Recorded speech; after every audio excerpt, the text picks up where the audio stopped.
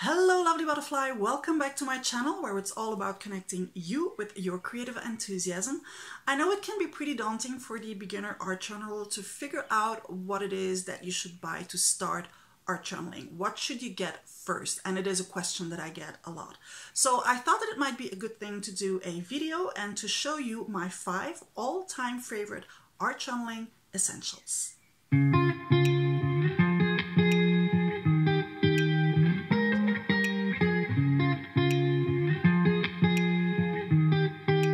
Number 1 on that list is to find an art journal that suits you. And there's probably as many art journals out there as there are art journalers, art journalists, art journalists, art journaling artists, that thing that I do. Because it's all a matter of preferences and you have to find the one that works for you for that period of time. I made a quite extended video on that subject about my evolving thing towards art journal piece, and well, it's an evolving thing, so I know that my next journal will again be different than the previous one. But for me, I've never found an art journal out there that suited my demands, so I end up making my own. It's not a very complicated thing. I can actually do it while watching TV, just the binding. I use a Coptic stitch because I want it to lay flat on the table. No matter what page it is I'm working on, I still want it to lay flat on the table. While I'm working in it, it has no cover.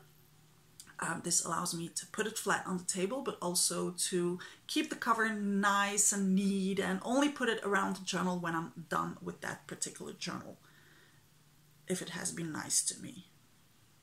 No, I'm just kidding. Every journal gets a cover at some point. And then, of course, I keep all my journals because that's another question that I get a lot. What do you do with all these journals? Well, what do you do with a diary when it's filled? Same thing with an art journal. I just keep all my art journals.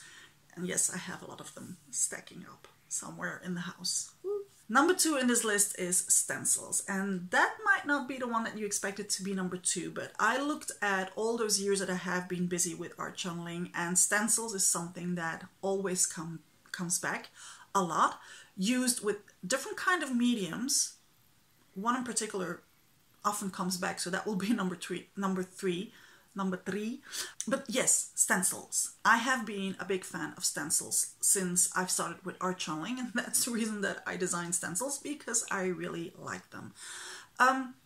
If you are not in a position to buy stencils, I have a solution for you. You can make your own, actually. It's a pretty simple process, and I did a full art journaling spread a long time ago where I made my own stencils. I'll put the link to that video in the description to this video so that you can check it out if you haven't seen it. It's pretty simple, actually. The only thing you need is a sturdy kind of paper, a good cutting knife, and you're off. You can start making your own stencils. I often have phases where I'm obsessed with one particular stencil. At this moment, it's circles. If you know me, you knew that that was coming. I mean, circles. I've been putting them on everything at the moment. Circles.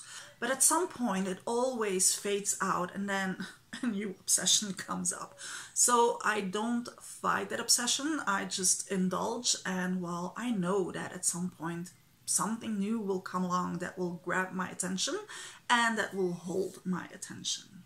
Number 3 actually goes well with number 2, and they're, for me, a match made in heaven, and that's modeling paste. If you were expecting gesso here, that means that you have not been watching my videos lately, because I've not been using that much gesso actually.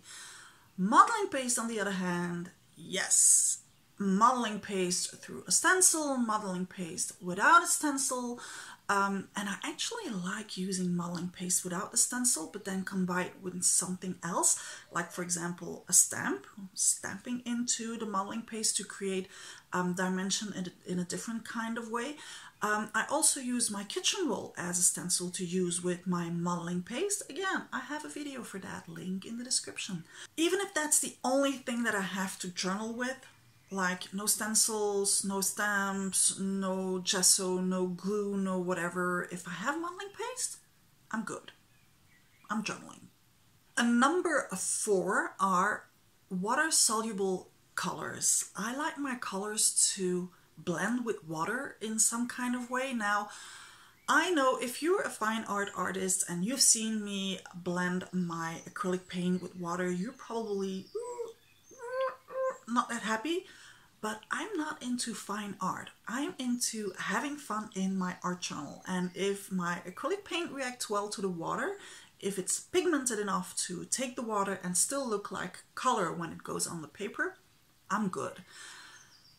Just like with the stencils, I go through phases of obsessions. At the moment, it's neocolors and chalky paints.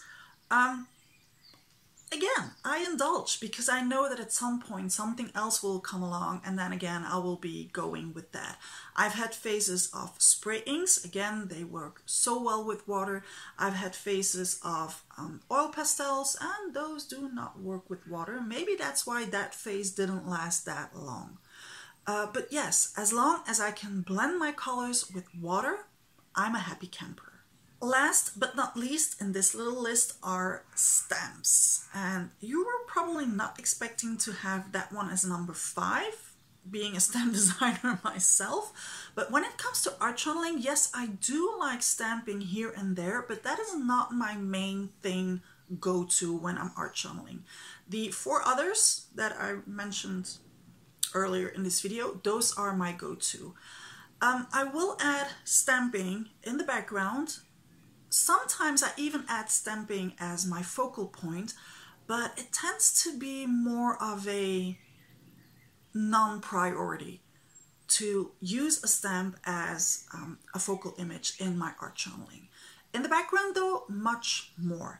And again, of course, I did a video without any stamps used to stamp with.